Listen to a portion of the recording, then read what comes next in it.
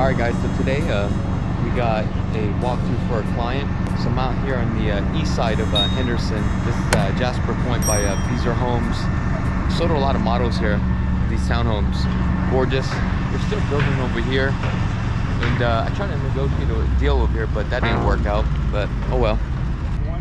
I'm gonna kind of show you guys around for a second. Hold on. So this is one of the popular models here that your money can actually buy you.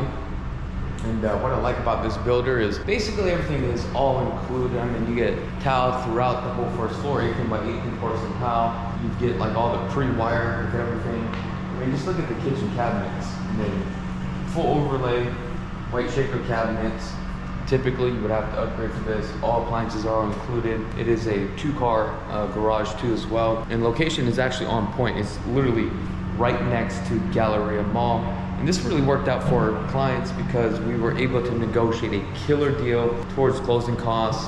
And basically, she literally just came out of pocket a few $1,000s, right? It's all about how you negotiate the deal. But right now, what they're doing is they are walking the client through product so that way they know exactly how things work and, you know, if something is wrong, how to identify if something is wrong, and what is the procedures to get those things fixed. But also, during this walkthrough, we're gonna look at a couple things on the home inspection report that needs to be done, so we're gonna get that handled. Water, and that's perfect. This plug-in is connected to that first switch. You can put a nightlight in there so you can turn it on and off. For the fan pre-wire, once you hook up the fan, and then the third switch here goes to the fan motor. So as you come into the room, we want to have light. We want to have light, then we want the fan motor. Primary, secondary. That's how all the rooms are set up with the electric. Okay? But this, that's the socket for the pre-wire for the fan, right? For the fan, so you'll go down to the breaker box. You'll turn off the 15 amp breakers. Here, just leave that be. We don't want to disturb this. These two levers, if I pull those to me, that is off. That's for the water. One little lever is hot, one little lever is cold. Push them to the wall, and the water is on. There is a filter right here that you need to replace like every 6 months or so. There'll be a light that pops up. All right, guys, we just got done on the walk inspection. Everything went out. Everything went out. Everything turned out great. However, there was a couple roof tiles actually slid down. So other than that, I mean, good home. And I'm actually very happy for this family because this girl, she has came a long way. She literally worked her ass off, single mom. If you think that you can't get a home, okay, you gotta stop thinking that way, because I can guarantee you can actually get a home. Because there was a point in my life that I always thought that, you know what, I'm not gonna make it, I'm not gonna make any money, I'm not gonna be successful, I'm not gonna own a house, that dream is gone. But what I realized, it's all about the mindset, right? That's all it is, it's the mindset. Our mindset holds us back, basically, from what we can actually accomplish. It's a self-belief. And I think a lot of people go through that, or people just kind of like settle. I'm gonna be honest, I was one of those guys, man. You know, like working at Pizza Hut, working at Home Depot, doing framing jobs, like, and I just remember when I just got my first apartment and just how appreciated I was just even getting in an apartment.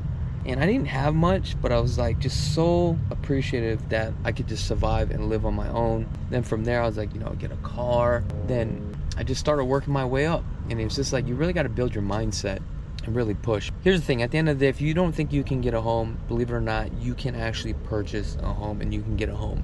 You just need the right people in place to help you out. I mean, if you got bad credit, look, I understand. Look, credit is just a game. It's just how you play the game. But if you want to play the game to win, you have to understand the game. That's the first and foremost, right?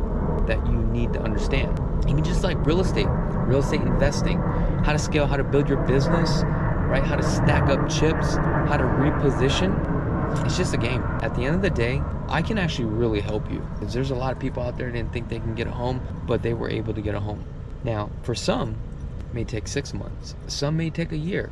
But then what I realize is there's some people that I do help and I provide that information some of these people don't follow through because what they realize is what they want is so far out that they want gratification now, and they're just willing to settle, and they're not willing to do the things to get them where they need to be. At the end of the day, if we break them down to steps, and that's what I would do for you to get you where you need to be in order to get you a house, get an investment property, whatever it is.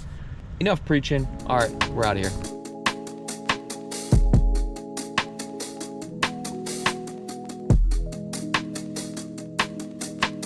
Look at that hairdo. Feeling fresh today. I don't know what it is, but every time I go to the barbershop, feels like my barber, just the way he like combs and styles my hair, he does it a lot better than I do. I try to comb my hair, it doesn't look as like fresh, and like just the way it layers and stuff like that, it's crazy. But good news is we are heading over to our listing appointment. I'm over here in the east side of town, well actually southeast side of town, Henderson.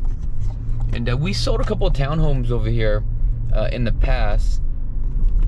And I had a past client, his mom or his grandma, we actually bought an investment property from them and rehabbed the home, sold that home, and we got her into the townhome. And she had gifted this property to her grandson. Now her grandson called me the other day and said, hey look, we want to sell. I want to sell it now because I want to move to Texas to buy a house. So I'm like, cool. And he was telling me the story that, he goes, I don't know if you remember me, but you know, when you sold this townhome to my grandma, I was still like a kid about to join the military. So we just got out, and now we decided that we want to relocate.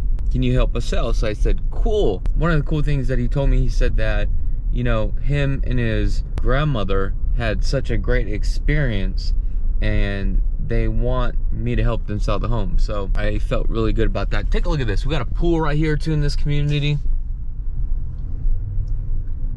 Now here's the freeway, the 95. This will actually take you out to a Boulder or the 515.